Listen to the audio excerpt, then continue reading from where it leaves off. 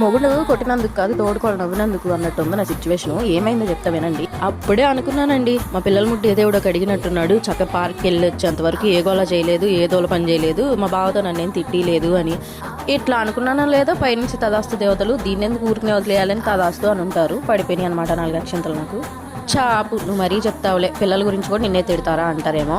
ఖచ్చితంగా తిడతారండి, ఎందుకంటే పిల్లలు తుమ్మినా దగ్గినా ఏం చేసినా మనదే కదా రెస్పాన్సిబిలిటీ. వాళ్ళు చేసినా మనల్ని తిడతారనమాట, కంట్రోల్ చేయడం రాదా అని. మనం ఏం చేస్తాం, ఇప్పటి జనరేషన్ పిల్లలు కంట్రోల్ అవుతారా? ఇదివరకంటే కళ్ళతో సహి చేస్తే అక్కడే అయిపోయేవాళ్ళంట.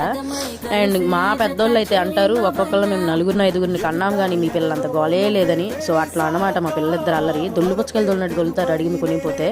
సో ఇంకా వాళ్ళ 4 ఫ్లేవర్స్ ఎత్తుకునే వాటికి మా హస్బెండ్ ఏమో ముందే టీ కప్పులు తీసుకెళ్ళి టేబుల్ మీద పెట్టాడు. అది చల్లారిపోతుందని తిట్టాడు అనమాట నన్ను. ఇవన్నీ మావులేలే మనకి అని సిగ్గు శరం ఏమీ లేకుండా అన్ని మూసుకొని మొహం మార్చుకొని టీ అయితే తాగేసాను. బికాజ్ మళ్ళీ ఇంటికి వెళ్ళి ఎవరు పెడతారులే అని. సో మా పిల్లలు అయితే ఐస్ క్రీమ్ ఎంజాయ్ చేస్తున్నారనమాట. మా దొంగ మొఖమోడు తక్కువ కథలు లేవు చిన్నోడి దగ్గర చూసాడు డాషాలు. వీడి వల్ల కదా నేను తిట్లు తింది, ఈడ నన్ను కూల్ చేస్తున్నాడు. ఇట్లాంటి ఊరితే లైక్ అండ్ సబ్స్క్రైబ్. బాయ్.